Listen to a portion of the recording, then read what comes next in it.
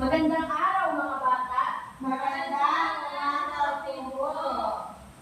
Tayo muna ay tumayo at tayo ay manalangin.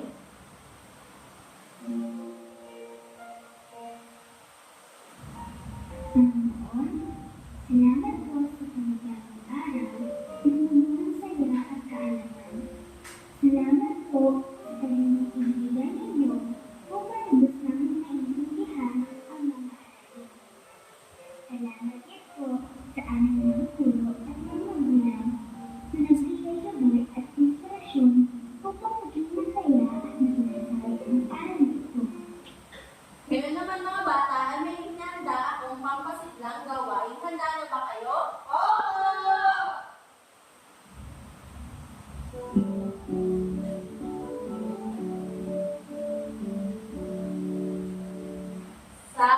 Saging-saging, mangga-mangga, papaya, papaya. Pagsama-samahin, paghalu-haluin, fruit salad, fruit salad. Saging-saging, mangga-mangga, papaya, papaya. Pagsama-samahin, paghalu-haluin, fruit salad, fruit salad. Okay, mukhang naganahan kayo sa ating pampasiglang gawain. Ngayon naman ay, bago kayo magsiupo, ay pakiayos ng inyong upuan at pakinuot ng kalat na inyong nakikita. Sino sa inyo, mga bata, ang may alam tungkol sa alituntunin sa loob ng silid-aralan? Ernie? Itaas ang kamay kung ay sumagot. Tama, itaas ang kamay kung may nais isagot, no? Makinig sa guro. Tama, makinig sa guro. Ang inyong mga sagot ay tama. Ngayon, ating basahin ang ating alituntunin sa silid-aralan. Mga alituntunin sa silid-aralan. Sa silid-aralan, Makinig na mabuti sa guro. makinig ng mabuti sa guro. Magbigay galang sa isa't isa. Magbigay galang sa isa't isa. Itaas ang kamay kung may nais sabihin. Itaas ang kamay kung nais sabihin. Iwasang makipag-usap sa inyong katabi kung hindi nararapat. Iwasan ang makipag-usap sa inyong katabi kung hindi nararapat. Panatiling malinis ang silid-aralan. Panatiling malinis ang silid-aralan. Ngayon naman mga bata, ipapakilala ko sa inyo ang aking kaibigan. Ito ay si Uyong. Ano nga ulit ang pangalan ng aking kaibigan? Uyong. Tama, si Uyong ay may inihandang mga salita na ating tatalakay mamaya. Ating basahin ang inihandang mga salita ni Uyong. Tauhan, Tauhan. between, Bituin. tagpuan, Tagpuan. pangyayari, Pangyayari. kwento. Kwento. Pakiulit nga. Tauhan. Bituin. Tagpuan. Pangyayari. Kwento. Tauhan.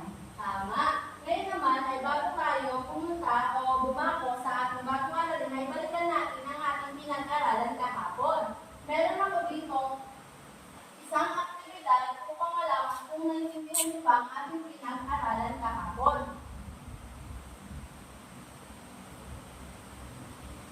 Ang ating aktibidad ay gagamit tayo sa ating aktibidad ng showing board. Ngayon, basahin natin ang panuto. Panuto. Ibigay ang paksa ng bawat tula o talata. Okay, ang number 1 ay Halaman ay namalaga sa tao, hayop at paligid. Naglilinis ng hangin pagkain dito nakukuhain. base sa paksa, base sa ating binasa, ano kaya ang paksa ang paksa na nasa unang bilang? Tama? Okay. Yes, Carmela? Halaman po. Tama. Halaman ang paksa sa unang bilang. Ano ang inyong sagot base sa inyong showing board? Halaman po. Tama. Ito ay halaman. Ang padalawang pangungusap ay Sa kahirapan ako'y iaangat, karunungan ko'y lalawak. Magandang pamana sa lahat, pag-aaral, pahalagahan sa tuwina. Ano ang sagot ninyo sa padalawang bilang?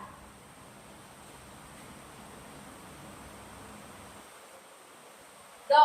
Pag-aaral ko. Tama, ito ay pag-aaral. Ano ang inyong sagot? Mag-aaral po. Ating basahin ang pangatlong bilang. Ang sinag ng araw ay napakalaga sa ating kalusugan. Pinalalakas ng vitamina D na mula dito ang ating buto. Ano ang inyong sagot sa pangatlong bilang? Carmela? Sinag ng araw po. Sinag ng araw. Ano ang inyong sagot, mga bata? Sinag ng araw. Tama, tayo naman dumako sa pang-apat na pangusap. Marami nang natutuwa sa batang mabait, magalang at masunurin. Ang ganitong kagandaang asal ay dapat nagtataglay ng bawat isa. Ano ang sagot sa pang-apat na pangusap? Dong? Magandahang asal. Kagandahang asal din ba ang sagot niyo, mga bata? Opo. Ngayon, ay dumako tayo sa panlimang pangungusap. Nagtanim kami sa aming bakuran ng iba't ibang gulay. Si nanay ay nagtanim ng halaman. Ano kaya ang paksa na tinutukoy sa panlimang pangusap? Dom? Magtatanim. Tama, ito ay pagtatanim. Mukha namang na intindihan na ninyo ang ating aralin kahapon. Ngayon naman ay dumako tayo sa panibago. Meron ako sa inyong ipapakitang larawan. Nakita niyo ba ang larawan na ito? Opo. Ano ang nakikita niyong larawan? Permin? Puno po. Tama, ito ay isang puno. Nakakita na ba kayo ng puno? Opo. Kung nakakita na kayo ng puno, ay ano ang ginagawa niyo kung nakakita kayo ng puno? Dom?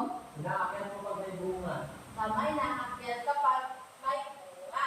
So, sa inyong palagay ba, ano ang dapat natin gawin upang mapangalagaan ang ating mga puno?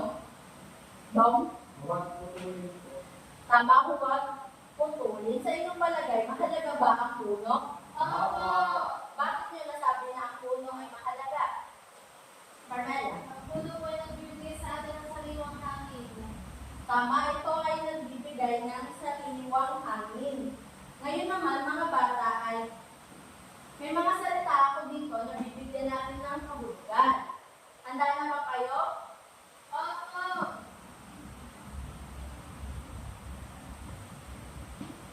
Oh. Sige mga bata, base sa larawan, ano ang ibig sabihin ng salitang between? A. Ilaw ng pose sa kalsada. B. Maliit na ilaw na kumikislap sa langit tuwing gabi. C. Dekorasyon sa loob ng bahay. D. Ibon na lumilipad sa gabi. Ano ang sagot? Termi? Letter B po. Tama, ito ay B. Pakibasa ng sagot mo. Maliit na ilaw na kumikislap sa langit tuwing gabi. Maaari mo pong pindutin ang inyong kasagutan.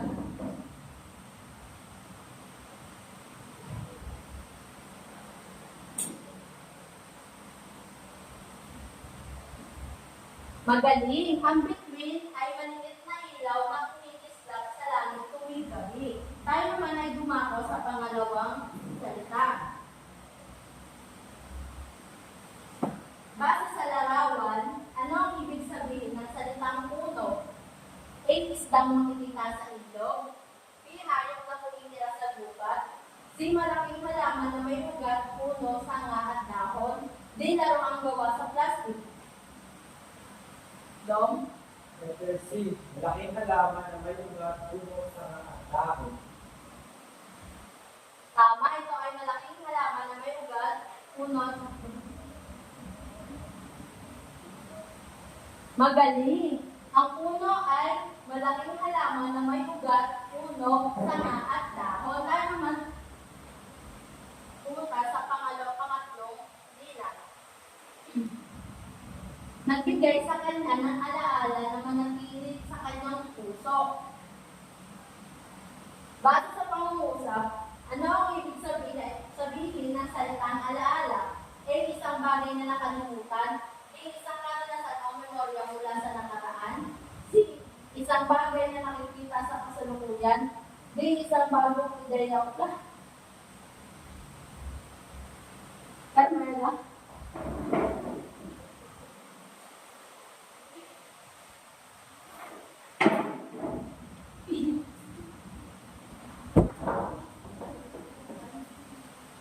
Ang iyong kasagutan ay B. magaling. Ang alaala ay isang karanasan o memorya mula sa nakaraan. Tayo naman dumako sa pang-apat na bilang. Maaari mo ba tignan ang aking ginagawa? Base sa aking kilos, ano ang ibig sabihin ng salitang tagapagsalaysay? A. Gumagawa ng batas. B. Nagsusulat ng tula. C. Nagsasalaysay ng kwento o pangyayari. D. Namumuno sa pulong. Dong? Si, nagsasalaysay ng kwento. Tama, ito ay nagsasalaysay ng kwento o pangyayari. Magaling. Ang tagapagsalaysay ay nagsasalaysay ng kwento o pangyayari. Ngayon, mga bata, ay may babasahin akong kwento tungkol kay Maya. Si Maya ay isang batang babae sa isang lugar. Siya ay pumunta sa isang ilalim ng puno at doon niya nakita si Mang Toto. Si Mang Toto ay kilala bilang mangingisda at mag-usap na tagapagsalaysay. Base sa kwento, ano pa? Si Mang Toto ay magaling sa tagapagsalaysay at mangingisda. Sa pag-uusap ng dalawa, ay maraming natutunan si Maya. Base sa kwento, ano ang natutunan? Ano pa ang gusto niyong malaman? Carmela? Ano ang napagkwentuhan ni Maya at ni Mang Toto? At ano ang natutunan ni Maya sa mga kwento ni Mang Toto? Tama. Ano ang napagkwentuhan ni Maya at ni Mang Toto? At ano ang natutunan ni Maya sa mga kwento ni Mang Toto? Pakibasa mga bata. Ano ang napagkwentuhan ni Maya at ni Mang Toto at ano ang natutunan ni Maya ni Mang Toto? Ngayon mga bata, ay babasahin natin ang isang kwento. Handa na ba kayong bumasa ng isang kwento mga bata? Opo. Ang kwentong ito ay pinamagatang sa ilalim ng puno ng mangga. Sa ilalim ng puno ng mangga.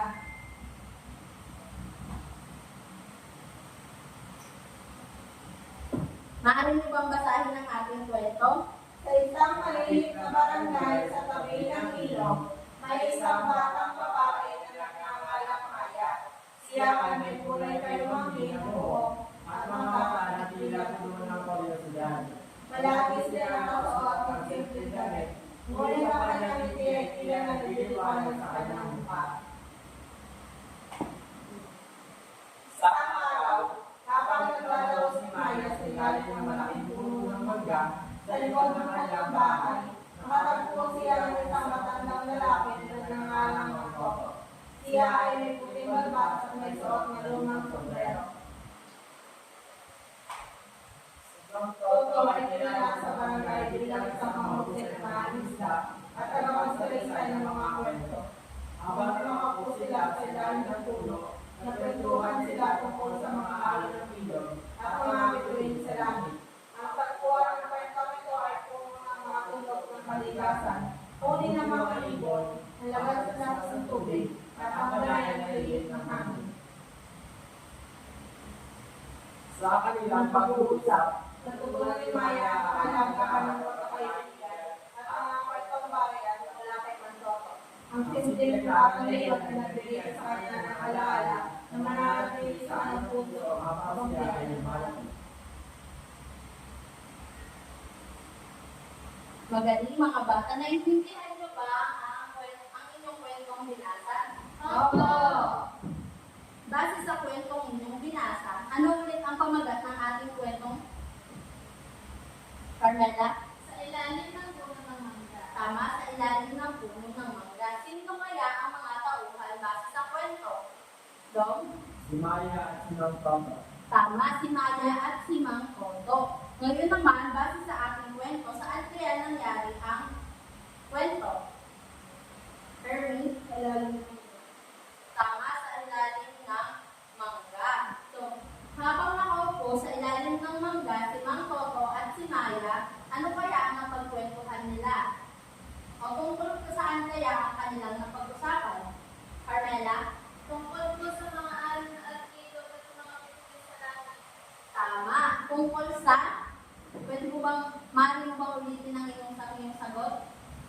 Ang napagkwentuhan po ni Maya at ni Mang Toto ay tungkol sa mga alo ng ilog at mga bituin sa langit. Tama, tungkol sa mga alon ng ilog at mga bituin sa langit.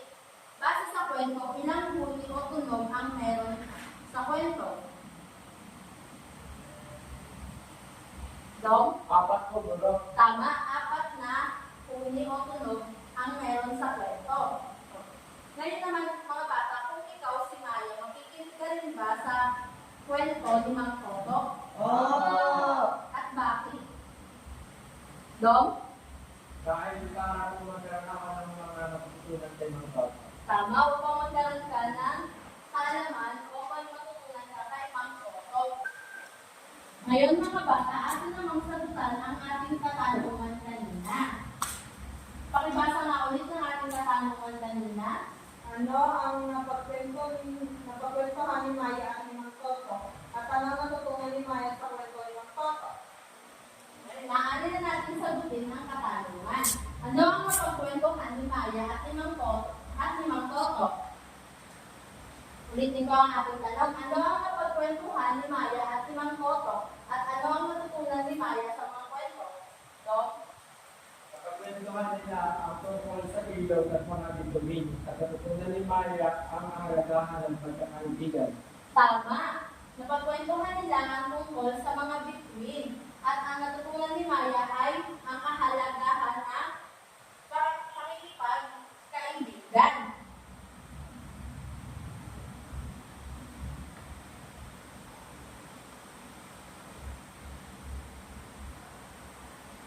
Ngayon naman mga bata,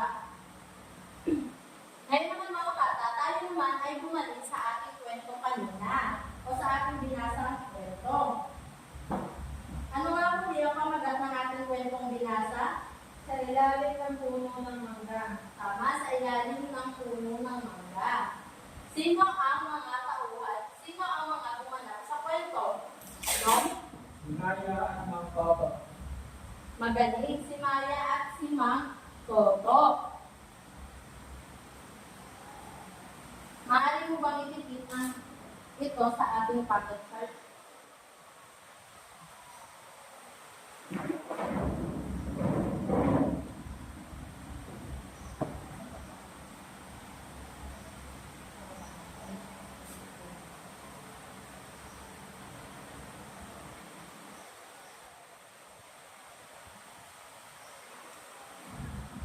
Ano nga muli ang tawag sa mga gumanap sa kwento? Dom? Takuhan. Tama, sila ang tauhan. Maaari mo bang idikit ito sa ating pocket card?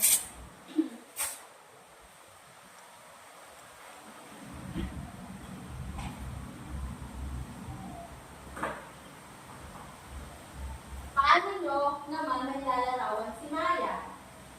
Dom? Si Maya mo ay may mahabang na buhok at laging pagkakas sa bahay. Tama, si Maya ay may mahabang itik na buhok at ang mga mata na tila puno ng kuryosidad at palagi siya nakasuot ng simpleng damit.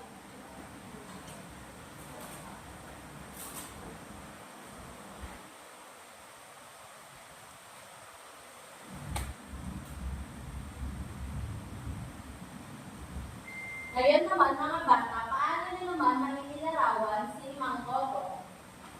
Ernie? Matanda ang kwento.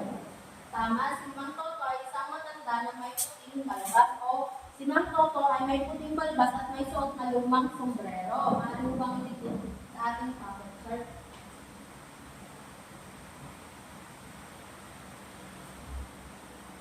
Ngayon mga bata, ano sa palagay ninyo? Ngayon mga bata, sino ulit ang tauhan na gumanap sa kwento? Maya at Mang Toto. Tama, si Maya at si Mang Toto. Ano sa palagay ninyo ang kahulugan ng tauhan? Ernie? Ang tauhan ay siyang gumanap sa kwento. Tama, ang tauhan ay siyang gumanap sa kwento.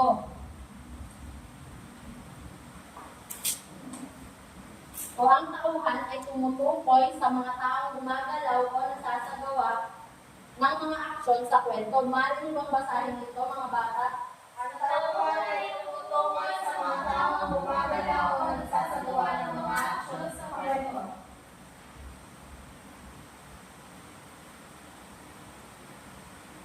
Ngayon naman mga bata, ating muling balikan ang kwento kanina. Base sa ating binasa, ano kaya ang tawag sa kung saan nangyari ang kwento? Ernie, tagpuan ko. Tama, ito ay tagpuan. Mahal mo bang ito? Sa ating bucket chart.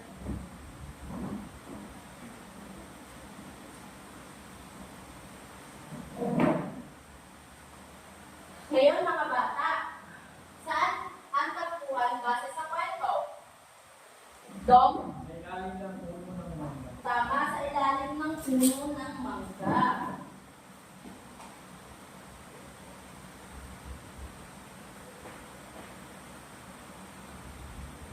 Ngayon mga bata, ano nga muli ang tawag kung saan nangyari ang kwento? Tagpuan po. Tama, ito ay tagpuan. Ngayon naman, paano nyo malalarawan ang tagpuan base sa kwento? Dom? Ang tagpuan ko ay tumutukoy sa lugar kung saan nangyari ang kwento. Sino ang gustong tumulong kay Dom? Ang tanong ay, paano nyo mailarawan ang tagpuan base sa kwento? Dom?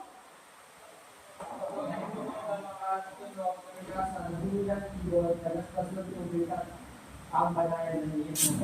Tama, ito ay puno ng tunog ng mga tunog kalikasan, hindi ng mga ibon, lagaslas ng tubig, at ang banayad na ihip ng hangin. Ngayon naman mga bata, ano sa palagay nyo ang ibig sabihin ng tagpuan? Ernie? Ang tagpuan na ang pinaglarihan kung saan nangyari ang tagpuan ng kwento. Tama, ang tagpuan ay tumutukoy sa lugar kung saan nangyari ang kwento. Maaari niyo bang basahin kung sino ulit ang ating tauhan sa kwento? Maya ng Toto. Ano ang katangian na meron si Maya? Si Maya ay may mahabang itim na buhok at mga mata na nilapuno ng kuryosidad at palaging siyang suot ng simpleng damit. Ano naman ang katangian ni Mang Toto? Si Mang Toto ay may puting balbas at may suot na ng sombrero. Tama, saan nga muli ang tagpuan base sa kwento? Sa ilalim ng puno ng mangga. Tama, sa ilalim ng puno ng mangga. At ano ang katangian meron ang tagpuan base sa kwento? Ito ay puno ng mga tunog kalikasan, puno ng mga ibon, nagdasdas ng tubig at mga banayad na ihip ng hangin. Tama. Ngayon naman, mga bata, paano nyo may lalarawan ang tagpuan at ang tauhan at tagpuan ng teksto? Dom? May lalarawan ng mga takuhan sa kwento base sa kanilang katangian, palabas at panloob na Diyos. May lalarawan ng mga takuhan sa kwento base sa lugar kung saan nangyari ang kwento. Maaari mo bang ulitin kung paano na ilalarawan ang tauhan? May lalarawan ng mga takuhan sa kwento base sa kanilang katangian, palabas at panloob na Diyos. Base sa kanilang Panlabas, katangiang panlabas,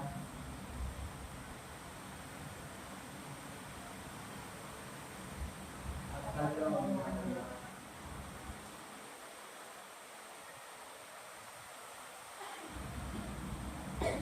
Maaari niyo bang basahin ito mga bata? Naglalarawan ang Ang mga tauhan sa kwento base sa kanilang tangiang panlabas at panloob ng Diyos. At paano naman na ilalarawan ang tagpuan sa kwento? Lalarawan ng mga takuhan sa kwento base sa lugar kung saan naganap ang kwento. Ilarawan ang tagpuan sa kwento base sa Lugar, kung saan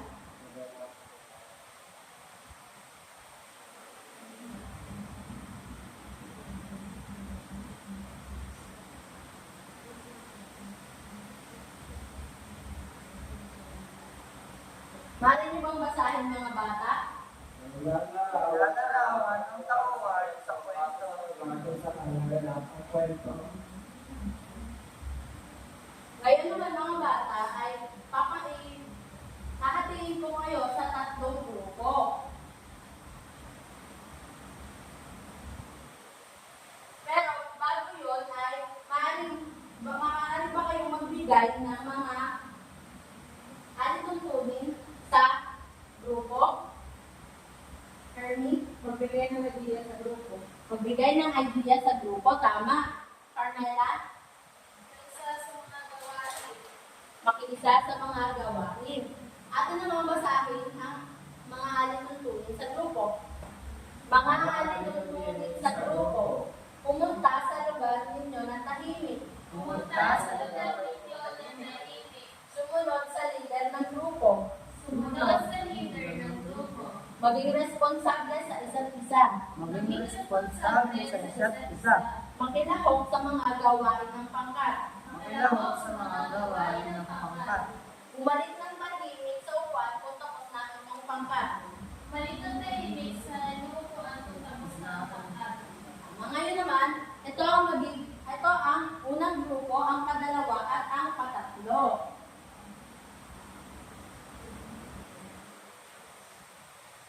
Ibigyan ko lamang kayo ng 5 minuto upang gawin ang inyong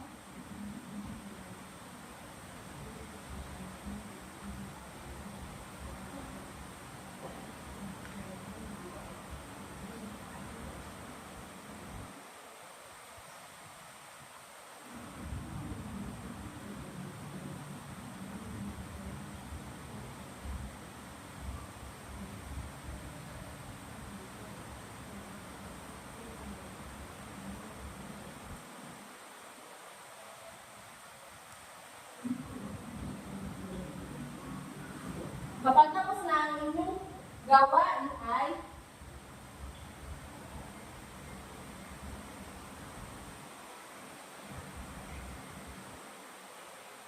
atin yung tignan dito ang inyong kung ilang minuto na ang inyong gawain.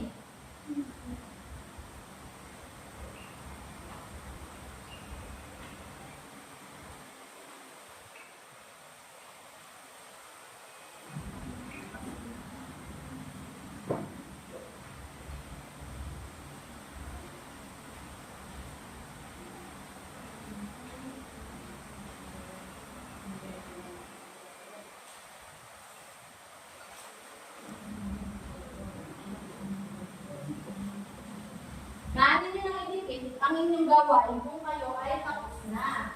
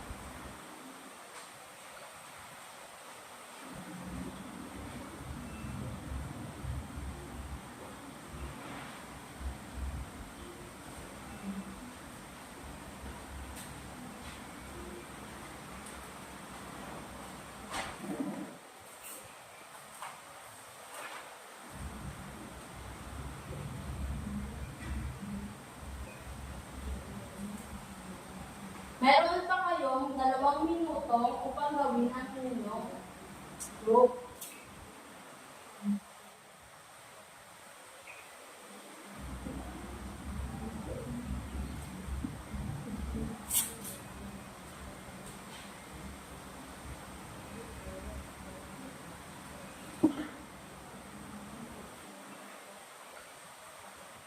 Kung ang kayo ay tapos na sa inyong pangkatang gawain.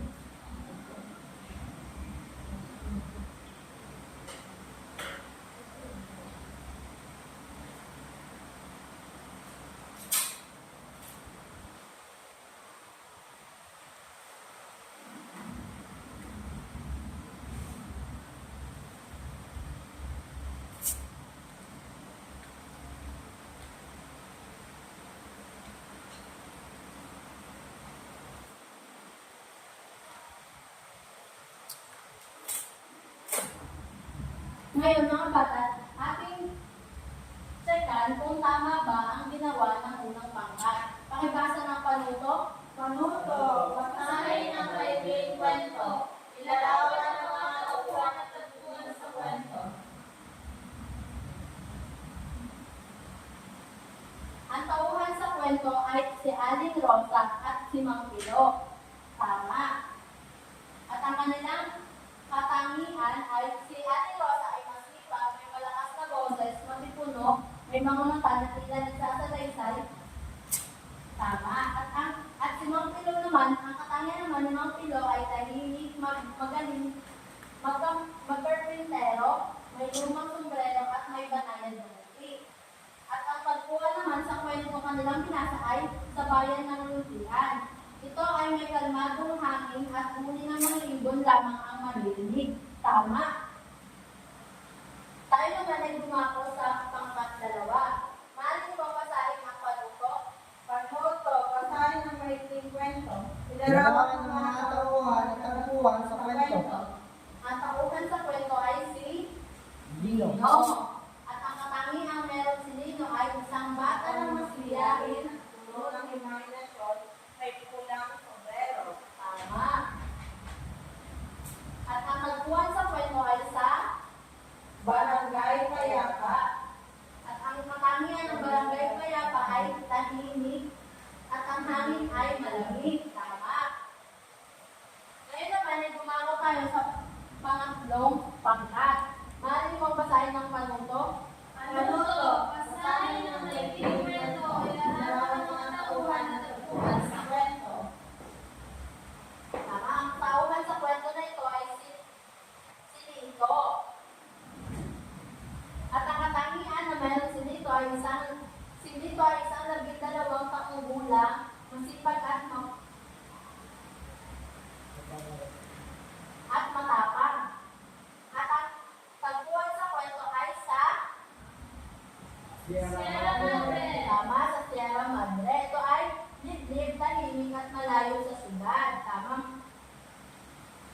Magaling mga bata at nasagutan nyo ang ating activity. Ngayon naman ay meron ako ditong gawain upang malaman kung tunay na naunawaan ninyo ang ating pinag-aralan ngayon.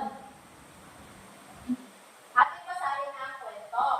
Sa isang panliit na bayan sa tabi ng dagat, may batang dalagang nagngangalang Maria, na may mahabang itim na buhok at ngiting na diliwanag. Kilala siya sa kanyang kabaitan at pagmamahal sa mga hayop, lalo na sa kanyang asong si Bantay. Isang araw, habang naglalakad siya sa dalampasigan, nakatagpo siya ng matandang mangingisda. Si Mang Juan, na may puting balbas at may mata na puno ng karansal. Madalas siya nasa kanyang bangka, nag-aabang ng huli, habang sila ay nag-uusap, napansin ni Maria ang mga ulap na nagiging madilim. Nagpasya siyang tulungan si Mang Juan na dalhin ang kanyang mga huli sa pangpang, na puno ng mga bangka at mayroong maputi at pinong buhangin. Sa kanilang pagtutulungan, nagbabahagi sila ng kwento tungkol sa mga pangarap at kagandahan ng kalikasan. Sa huli, nagpasalamat si Mang Juan kay Maria. Sinabi ng mga tulad niya ang nagbibigay liwanag sa mundo. Ang kanilang pagkakaibigan ay naging simbolo ng pag-asa sa kabila ng pagsubok. Naintindihan niyo ba ang kwento, mga bata? Oo!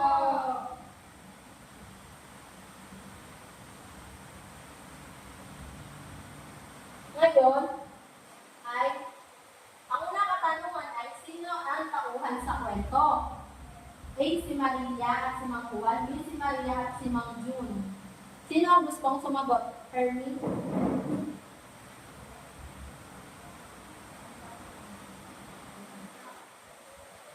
Magaling.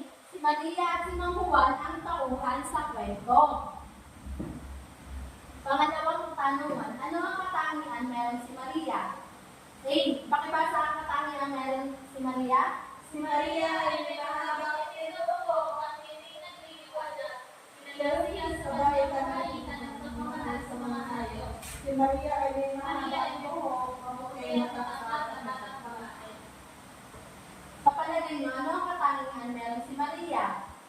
Carmela, maaari mo bang basahin ang iyong kasagutan?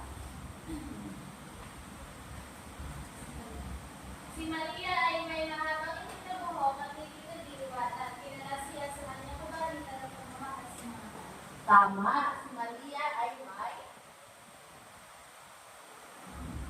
magaling. Ang katangian na mayroon si Maria ay may mahabang itim na buhok at ngipin na diliwanag. Kilala siya sa kanyang kabaitan at pagmamahal sa hayop. At tayo na dumako sa pangatlong katanungan. Anong katangian meron si Mang Juan? Pakibasa mga bata. Si Mang Juan, si Mang Juan ay isang magsasaka at may puting buhok. Palagi niyang dala ang kanyang kalabaw. Si Mang Juan ay matandang mga isla na may puting balbas at ang mga mata ay puno ng kalasan. Base sa inyong binasa, anong katangian meron si Mang Juan? Carmela? Si Mang Juan ay isang magsasaka at may puting buhok at palagi niyang dala ang kanyang kalabaw. Tama, maaari mo pang pindutin ang iyong kasagutan. Magaling ang katangian na meron si Mang Juan ay matandang mangingisda na may puting balbas at ang mata ay puno ng karanasan. Tayo naman dumako sa pang-apat na tanong. Saan ang pagbuhan sa kwento? A. Sa dalampasigan at sa pangpang o sa bukid? Carmela? Sa dalampasigan at sa pangpa. Tama, sa dalampasigan at sa pangpang. Tama, ang tagpuan sa kwento ay sa dalampasigan at sa pangpang. At ang panlimang katanungan ay maaari mo bang basahin, Carmela, ang ating panlimang katanungan? Ano ang katangian ng tagpuan sa kwento? Letter A, ito ay puno ng bangka, puno ng mga bangka at mayroong maputi at pinong buhangin. Letter B, ito ay puno ng puno at malapit sa kalsada. Maaari mo bang pindutin kung ano ang iyong kasagutan? Katangian po tagpuan ay puno ng mga bangka, mayroong maputi at pinong buhangin. Magaling ang katangian ng tagpuan sa kwento ay puno ng mga bangka at mayroong maputi at pinong buhangin. Mukhang pa naintindihan ninyo ang ating pinag-aralan ngayon. Ngayon, mga bata, paano nyo nilalarawan ang mga tauhan na tagpuan ng teksto? Ernie? Wala na tawag ang mga tauhan sa teksto. Magitan ng bangsa sa kilos at katangian ng mga tauhan. At paano naman nilalarawan ang tagpuan sa teksto? Carmela? Nilalarawan naman po ang tagpuan sa teksto o sa kwento kasi po sa lugar kung saan naganap ang kwento. Tama, nilalarawan ng tauhan sa kwento base sa kanilang katangiang panlabas at panloob na anyo. At nilalarawan naman ng tagpuan sa kwento base sa lugar kung saan naganap ang kwento. Ngayon naman bata, tayo ay maglalaro. Gusto niyo bang maglaro mga bata? Opo! Ito ay tinatawag na partners. At ang mechanics nito ay ang bawat mag-aaral ay bibigyan ng tig-isang numero. Halimbawa, ang isang mag-aaral ay nakuha niya ang 2 plus 2 na numero at hahanapin niya ang kanyang kapartner na magiging sagot dapat dun ay 4. Ngayon, ang guro ay magbibigay ng hudyat kung kailan magsisimula ang paghahanap ng partners ng bawat mag-aaral. Ang mga mag-aaral na may tama at kataray na hinahanap nila ng sagot sa numerong nakuha nila ay yun ang magiging partners nila. May mga numero walang partners at kung sino ang makakakuha ng numero niya ay sila ang mabasa ng may kwento at ilalarawan ng tauhan at tagpuan sa kwentong binasa. Ngayon naman mga bata ay may inihanda akong maikling aktibidad upang malaman kung natutunan niyo ba ang ating talakayan kanina. Maaari niyo bang basahin ang panuto? Panuto! Basahin ang maikling kwento. Ilarawan ng mga tauhan at tagpuan sa kwento. Ito ang ating kwento. Ako na lang ang babasa upang maintindihan niyo. Sila ay isang batang lalaki na mahilig maglakbay at magtuklas ng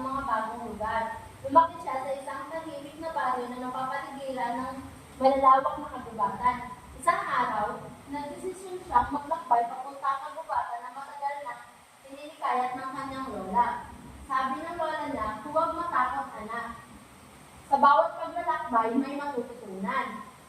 Puno ng kasiyahan si Leo habang naglalakad sa mga kapal na puno at matataas na halaman. Sa gitna ng kagubatan, nakatagpo siya ng isang maliit na lawa na napakaganda. Doon, nagmuni-muni siya at iniisip ang mga bagay na hindi pa niya natutuklasan. Hindi siya natakot, bagkus nagpatuloy siya sa kanyang paglalakbay upang matutunan ang mga bagay na hindi niya pa alam. Nang bumalik siya sa kanilang baryo, dala-dala niya ang bagong karanasan at aral. At na-realize ni Leo na ang tunay na paglalakbay ay hindi lang sa lugar, kundi sa pag-unawa sa sarili at sa mundo sa paligid. Naiintindihan niyo ba ang kwento, mga bata? Ngayon, ang unang katanungan ay, sino ang pangunahing tauhan sa kwento? A. Si Leo, B. Si Ana, C. Si Maria, D. Si Baisdon. Ang pangalawang katanungan ay, paano mo may lalarawan si Leo batay sa kwento? A. Isang batang mahilig magtanim, B. Isang batang mahilig maglakbay at tuklasin ang mga bagong lugar, C. Isang batang mahilig magtugtog ng gitara, at D. Isang batang mahilig magbasa ng libro.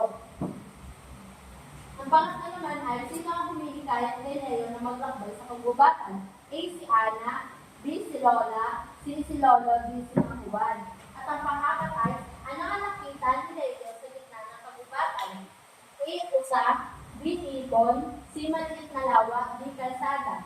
At ang panglima ay, ano ang ibig sabihin ng taguan sa kwento na nagbubog sa karakter ni Leo? A. Ang tahimik na baryo ay nagsilbing inspirasyon kay Leo upang matutong magtanim ng mga halaman. B. Ang kagubatan na napaligbiran ng mga puno ay nagpahusay kay Leo upang maging matapang at maglakbay mag-isa. C. Ang abalang syudad ay nagbigay ng pagkakataon kay Leo upang maghanap ng mga bagong kaibigan. At D. Ang palasyo ay nagsilbing lugar kung saan natutunan ni Leo ang mga kasanayan sa sining. Tapos na ba kayo, mga bata? Opo! At ngayon naman ay kunin ang inyong notebook at isulat ang inyong takdang aralin. Basahin ang takdang aralin. Panuso, Basahin ang kwento at tukuyin ang tauhan at tagpuan sa kwento. At doon natatapos ang ating aralin ngayong hapon, mga bata. At ang aking kaibigan ay sino nga muli ang aking kaibigan? Tama, si Uyong. Si Uyong ay nagagalak sapagkat kayo ay nakinig sa ating talakayan ngayong araw. Maaari ba kayong magpaalam kay Uyong?